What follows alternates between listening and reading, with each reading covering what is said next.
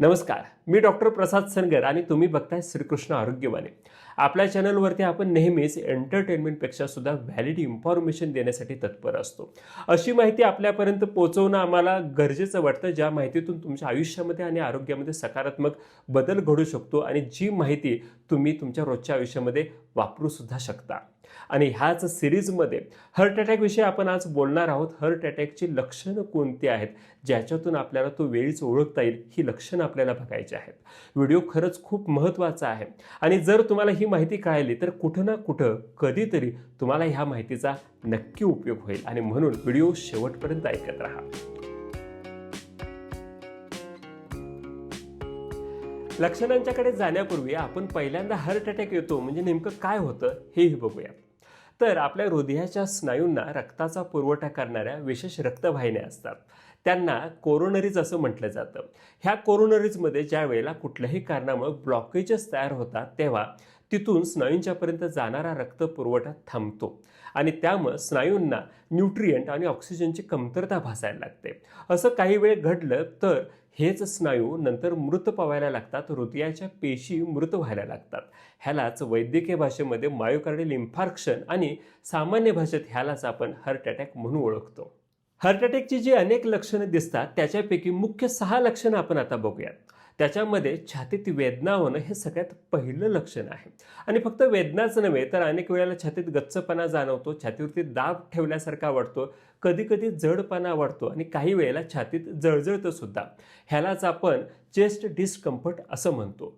पण जे मधुमेहाचे लोक आहेत किंवा जे अतिवृद्ध लोक असतात त्यांच्यामध्ये मात्र प्रत्येक वेळेला अशी छातीत वेदना होईलच असं नाही. यानंतरचं दुसरं लक्षण म्हणजे छातीतल्याच वेदना बऱ्याच वेळेला डाव्या हातामध्ये, डाव्या खांद्यामध्ये, गळ्याच्या समोर, मानेच्या मागे, त्याचबरोबर जबड्याला आणि पाठीच्या वरच्या भागामध्ये सुद्धा दिसू शकते. यानंतरचं तिसरं लक्षण हे श्वसन संस्थेशी संबंधित दिसून येतं. कारण हार्ट अटॅक येण्यापूर्वी विनाकारण दम लागणे, अगदी 4-5 पावलं चाललं तरी सुद्धा श्वास फुलणे, श्वास घ्यायला त्रास होणे किंवा श्वास पूर्णपणे घेता न येणे ही लक्षणं सुद्धा दिसायला लागतात.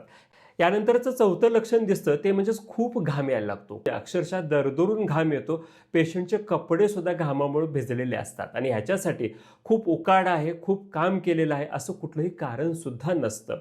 आणि एवढा घाम येत असताना सुद्धा त्वचा मात्र स्पर्शाला थंड लागते. यानंतरचं 5वं लक्षण हे पचनसंस्थेशी संबंधित दिसतं. याच्यात छातीत जळजळ होणे, मळमळ होणे, उलटी होणे हेही लक्षण दिसतं. अनेक वेळेला तर पोट गच्च वाढतं, कधीकधी डोकं सुद्धा दुखायला लागतं. आता ही सगळी लक्षणं पित्त वाढल्यावरती दिसतात आणि म्हणूनच पेशंट इथं फसतात. कारण माझा हा नेहमीचाच त्रास आहे म्हणून ते पित्तावरची गोळी घेतात आणि ह्या लक्षणांच्याकडे दुर्लक्ष करतात.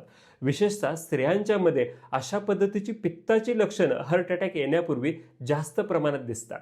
यानंतरचं शेवटचं लक्षण दिसतं ते म्हणजेच कुठलंही काम केलं नसताना सुद्धा विनाकारण थकवा जाणवतो, डोकं हलकं वाटतं आणि त्या पेशंटला चक्कर सुद्धा यायला लागते.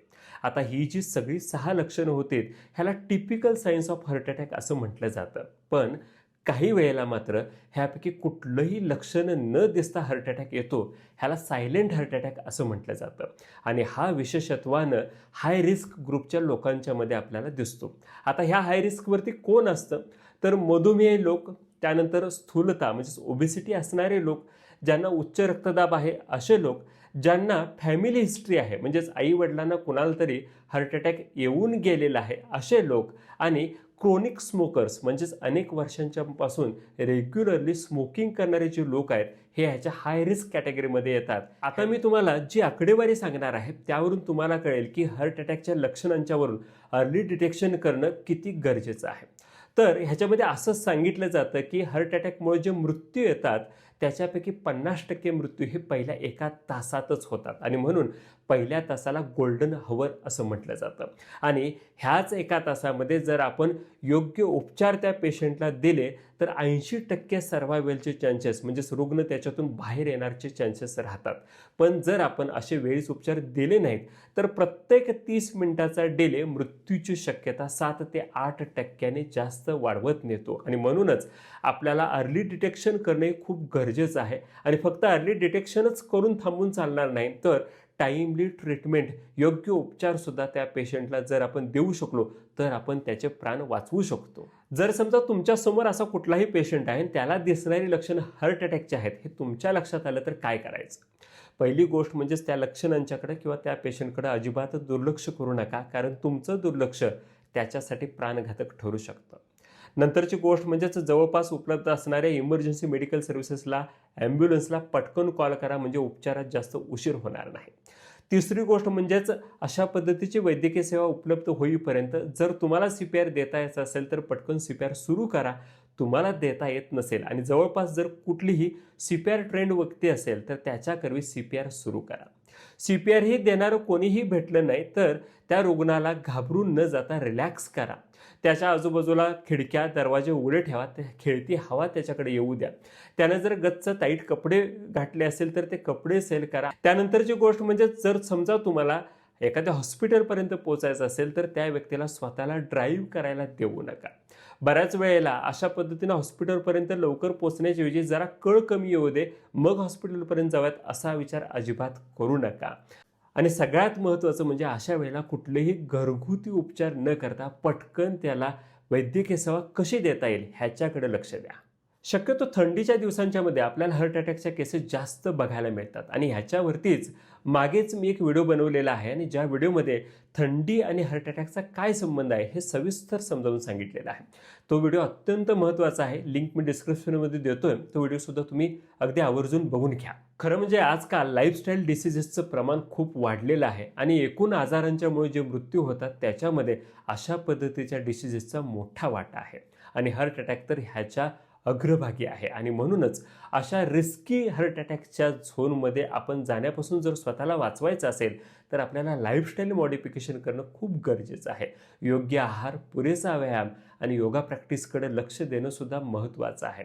ह्या सगळ्या गोष्टी करून आपण ह्या पद्धतीच्या रिस्कपासून स्वतःला नक्कीच दूर ठेवू शकतो. मित्रांनो, आजच्या व्हिडिओमध्ये आपण ज्या हार्ट अटॅकच्या वॉर्निंग साईन्स बघितल्या ह्या फक्त मेडिकल नॉलेज म्हणून महत्त्वाच्या नव्हत्या, तर ह्या आमच्याकडून घेतलेल्या एक छोट्या अवेअरनेस स्टेप्स होत्या ज्याच्यातून कोणाचं तरी आयुष्य वाचू शकतं.